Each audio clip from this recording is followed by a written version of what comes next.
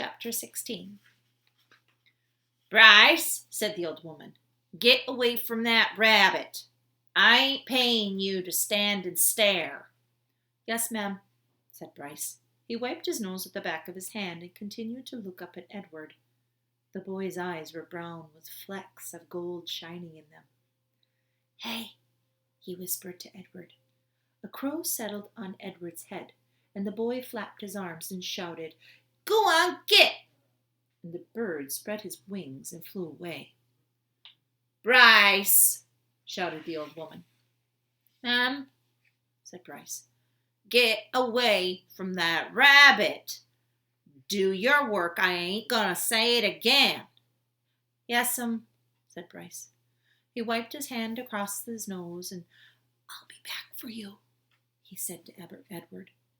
The rabbit spent the day hanging by his ears, baking in the hot sun, watching the old woman and Bryce weed and hoe that garden. Whenever the woman wasn't looking, Bryce raised his hand and waved. The bird circled over Edward's head, laughing at him. What was it like to have wings? Edward wondered.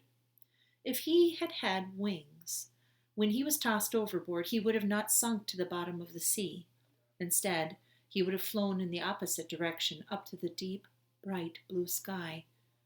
And when Lolly took him to the dump, he would have flown out of that garbage and followed her and landed on her head, holding on with his sharp claws.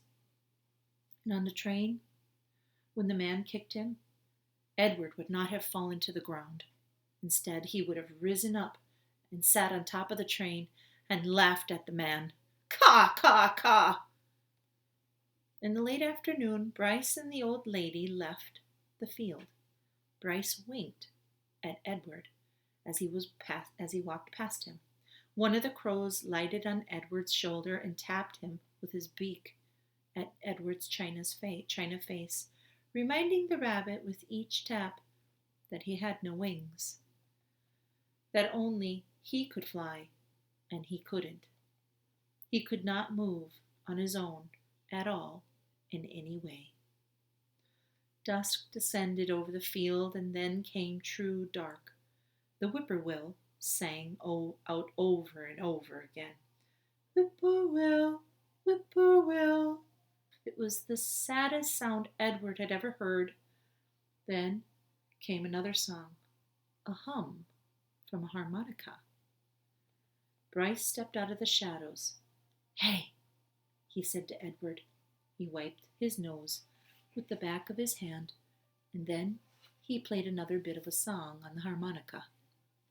"I bet you didn't think I'd come back, but here I am. I've come to save you." Too late, thought Edward, as Bryce climbed the pole and worked at the wires that were tied around his wrists. "I am nothing but a hollow rabbit."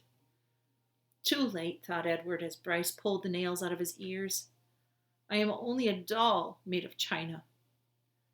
But when the last nail was out, and he fell forward into Bryce's arms, the rabbit felt a rush of relief, and a feeling of relief was followed by one of joy. Perhaps, he thought, it is not too late after all for me to be saved.